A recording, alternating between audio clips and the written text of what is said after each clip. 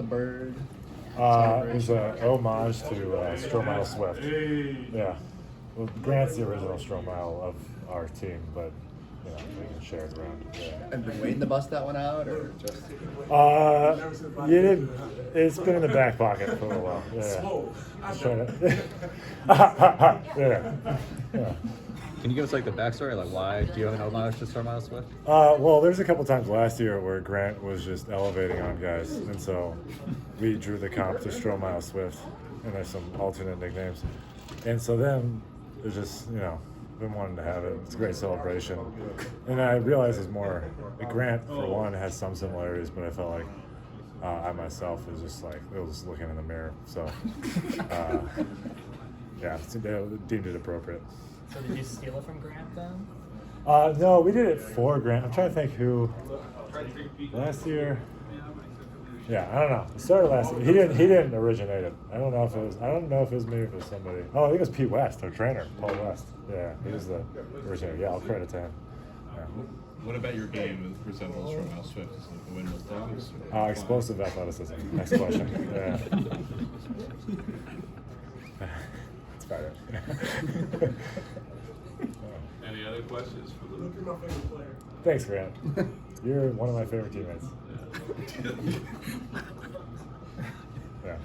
So coming into this game, did you kind of tell everybody in the locker room that you were going to do the celebration, or was it just kind of natural? I've kind of done it on the bench a little bit, POS and some others have for Grant or just anyone, and so yeah, I don't know. Just trying to keep it fresh and original, and you don't want to.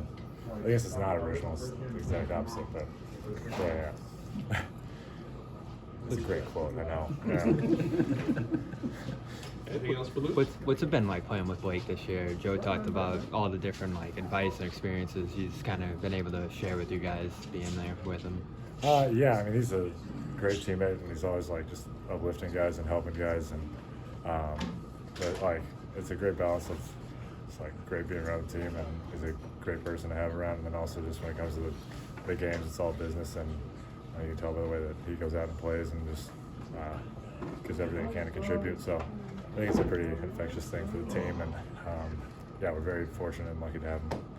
And on the short contest there, I think Joe said before the game, some guys are starting to adjust to that, go around it. What's kind of the counter you're figuring out for that? Yeah, well, a lot of times you're in a pretty bad position to start, so it's kind of uplifting, and it's kind of weighing the balance of all right, am I trying to make this shot worse, and it's better than just standing there, I guess. So you're kind of just playing that balance. There's not really anything too much. Some guys are driving it, but I'm honestly more on the play than I would be if I was just trying to run out on it. So you obviously don't want to do it when situations seem, but it's if they seem to have a pretty good shot, you want to try to do whatever you can and live with the result, whether they shoot or try to drive it. Yeah.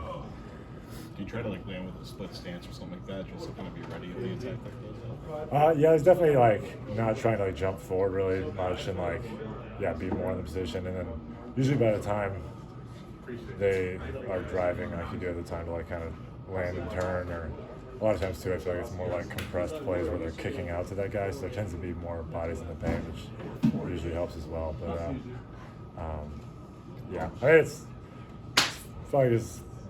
mean you're kind of figuring it out and learning the whole time with it, but I mean it's basketball and there's going to be bad spots here no matter what, so anything to try to just raise that up a little bit is worth doing. So yeah. Thanks, Luke.